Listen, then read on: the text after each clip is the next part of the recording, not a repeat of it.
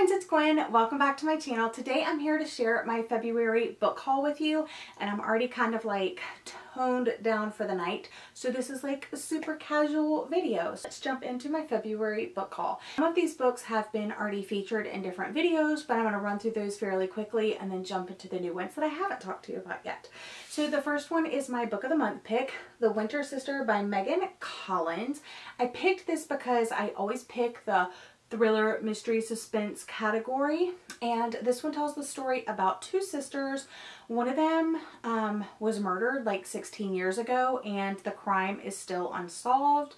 And then I forget which one. So Sylvia's sister was the one that was murdered. So Sylvia returns home and she has to take care of her mother now that she's like facing cancer. And I guess they're estranged because after the sister was murdered, their relationship kind of fell apart, so she's having to deal with that. And then also her sister's ex-boyfriend works at the cancer treatment center, and Sylvia has always thought that the boyfriend had something to do with it. So it's all about going back to try to help your mom, but it's like a totally awkward situation. And you're also trying to figure out like what happened, what actually took place, and finding out who done it and all of that. And I believe this is a debut. Yes. It's a spellbinding and suspenseful debut. So I'm really excited about that one. And then the next few books are ones that I picked up at the book exchange. I did a whole vlog and I showed you all the books that I got, so I'll run through them very quickly.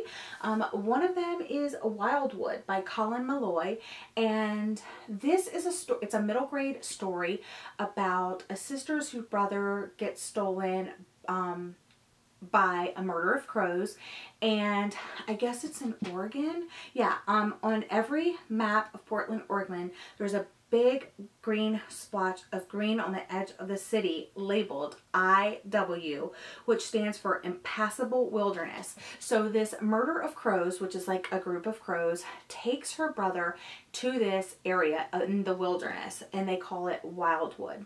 And basically she goes after her brother, and there's like fantasy elements woven in, and it just seems really like mysterious and like kind of spellbinding, if you will. So I'm really looking forward to that one. What I also love is that it does have illustrations, full page illustrations, and little smaller illustrations throughout the text, and I'm just really excited about that one.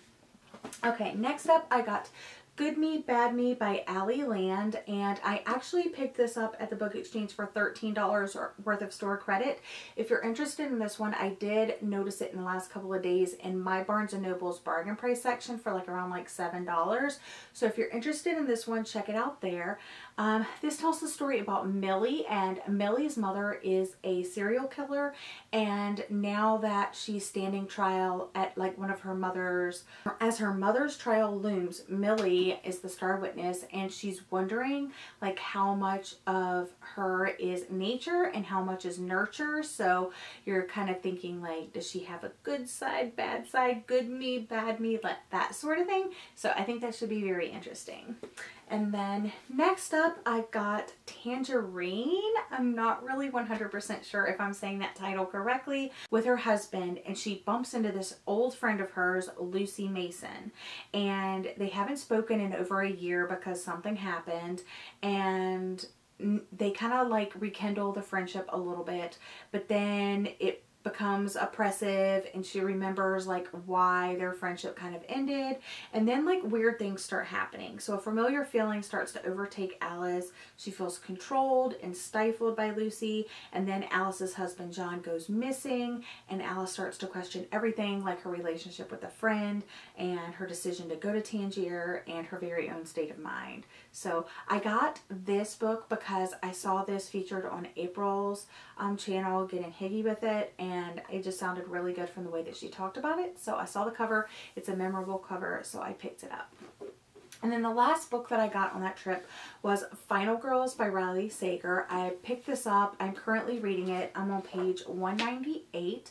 It doesn't have the dust jacket on it because I'm currently reading it, so it's on my bedside table. But this is about final girls are the girls that, like, there's been like a group killing or something like that, and there was that one girl left over that survived the mass killing, and there's 3 final girls that are talked about in this story, and it's basically following one, and she's like the main character, and then the other 2 girls, one ends up killing herself even after she's like written a book and stuff like that, and then the other final girl kind of pops up, and now they're kind of like being friends, and the one is trying to teach her like it's okay to be angry, it's okay to like stand up for yourself, you're a survivor and stuff like that. But it's all about like, you're also trying to figure out like what actually happened the night of what happened that night at the cabin, because it's kind of telling it, Pine Cottage, it's telling it in like brief periods. It's really interesting, and you don't know like who to trust, so there's some like unreliable narrating going on. Still really enjoying it, and I'll let you know my full thoughts in my February wrap-up hopefully. And now let's jump on into some new books. In the last couple of days I have been to Barnes & Noble twice, and I got 2 books the first time and 3 books the second time. So the first book I picked up is Josh and Hazel's Guide to Not Dating by Christina Lauren. And if you don't know, Christina Lauren are the pen names of 2 authors. They say it right here in the back. They're writing partners, besties, soulmates, and brain twins, Christina Hobbs and Lauren Billings. And they've written a lot of books, including Autobiography, which is a YA title that I've heard amazing things about, and I haven't read it yet. So if I read this first, this will be my first book by these ladies, and I'm really excited. But they have like a ton of other books, you guys. They have some series, like the Beautiful series, the Wild Season series, and they have like 3 young adult books, other works by them, but this is a romance story about Josh and Hazel, and they've known each other since college, and Hazel and Josh are very opposite. Hazel, she has like a lot of pets, she's a lot to handle, and she's just has no filter, and Josh is more mellowed and restrained, and he has a girlfriend, but then when they break up years later, and after a cheating girlfriend has turned his life upside down, going out with Hazel is like a breath of fresh air. So they set up all of these double dates to like go on so they can spend time together, and it just, the last little paragraph says, not that Josh and Hazel date, at least not each other, because setting each other up on progressively terrible double blind dates so they can hang out together means there's nothing between them, right?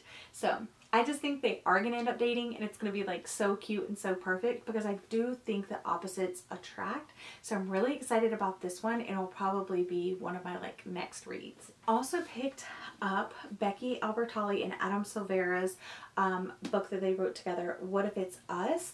And this will be my first taste of Adam Silvera's work, which I'm really excited about. I do have one other book on by him on my shelf, More Happy Than Not, but I have read 2 of Becky Albertalli's books before, so I'm excited to see them writing together. This is about 2 boys that like bump into each other and hopefully fall in love, and I hopefully it's just like glorious and wonderful. But I recently saw Spence talk about this, and it just like encouraged me to pick it up sooner rather than later. It's been on my wish list for a while, so I finally just went ahead and got it yesterday actually. The next couple of books I'm going to show you I got today. So the next 2 books, actually, if you remember, The Princess Saves Herself in this one by Amanda Lovelace. I absolutely loved this collection. It was the first collection I read by her. I think it is her debut collection, and it was in my favorite poetry collections video. So I got the next 2 collections, which this one has been out for a while, The Witch Doesn't Burn in this one, and what I love about them is that like they match, you guys. Like the layout's kind of the same, and I really love how it's like the red and white theme, and the writing inside is in red. So I really do like that. It's modern poetry, so I'm gonna see like how I like it. And then I think this just got released. So this is The Mermaid's Voice Returns in this one, and they also have like a double title, but anyway, so this one is this beautiful royal purple color, and the font is purple inside as well. Again, modern modern poetry. I absolutely loved this one. I've been waiting to pick up this one, and then when I saw she had a new one, I was like, I just need to go ahead and bite the bullet and get both. So that's what I did, and I'll be reading these fairly soon because they're so quick and easy to get through because I can just read them like in an afternoon.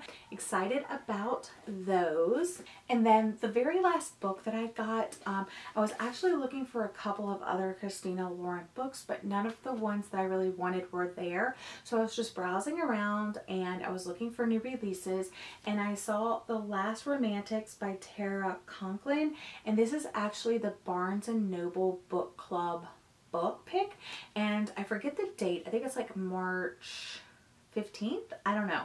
But this is the book they picked for their book club, and that's what drew me to the book. But I read the synopsis and it sounded really cool, and then I actually read the first 3 or 4 pages, and I really liked the writing style.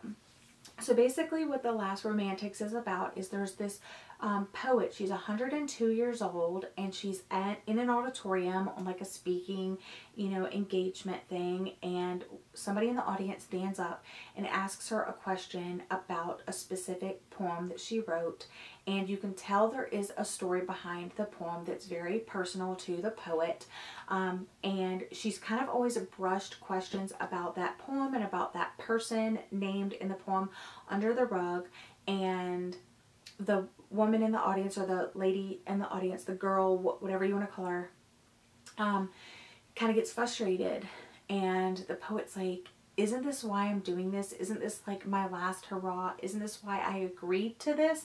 So she's like, okay, fine, basically I'm gonna tell you. And she says, I'm gonna tell you a story. Okay, so I'm just going to go ahead and read you like the last little part. It kind of sets up the whole book. So the girl from the audience is named Luna, and the poet at first is not answering the question.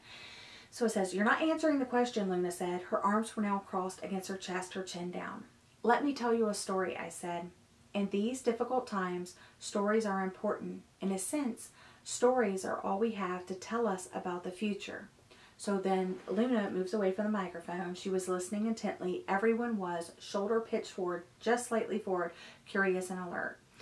And so then the poet starts telling the story. "Once upon a time," I began, "there was a father and a mother and 4 children. 3 girls and 1 boy. They lived together in a house like any other house, in a town like many other towns. And for a time they were happy." I paused, and all those faces in the auditorium stared down on me, all those eyes. And then I stopped again, faltering. I sipped my glass of water, and then there was the pause. Everything started there. Our mother didn't mean for it to happen. She didn't. But this is a story about the failures of love, and the pause was the first. So from there, it kind of goes back, and it's about the 4, I forget the Skinner siblings. There's Renee, Caroline, Joe, and Fiona. Fiona is the poet. And it basically tells about their life story and all the things that happened. Keeping yet intimate epic about one American family, unforgettable exploration of the ties that bind us together, the responsibilities we embrace, and the duties we resent, and how we can lose and sometimes rescue the ones we love. A novel that pierces the heart and lingers in the mind. It's also a beautiful meditation on the power of stories and how they guide us through difficult times, help us understand the past, and point the way toward our future. So I'm so excited about this because it just seems like it's going to be like you're getting bits and pieces of the story, and you're going to feel like you know these people like in and out, and then like at the same time you're going to be like thrown back into like, oh, she's on the stage telling this story. So I don't know, I'm just really excited about it. But the reason why I was drawn to it was because it was the Barnes & Noble Book Club pick. But I'm so excited I picked it up. So if you've read this, if you want to read this, like, let me know, because I'm so excited about it. And it does have a really pretty cover as well. Okay, friends, so those are the books that I got in February. I'm really excited about a bunch of them. So if you're excited about a particular one, let me know in the comment section down below so I can like maybe bump them up on my TBR. Like I said, I'm already reading Final Girls and I am enjoying it. But I just can't wait to read all of these because I'm so excited about them. But that's all for today's video. Thank you so much for joining me. I hope you're all having a lovely day, and I'll see you again in my next video. Bye!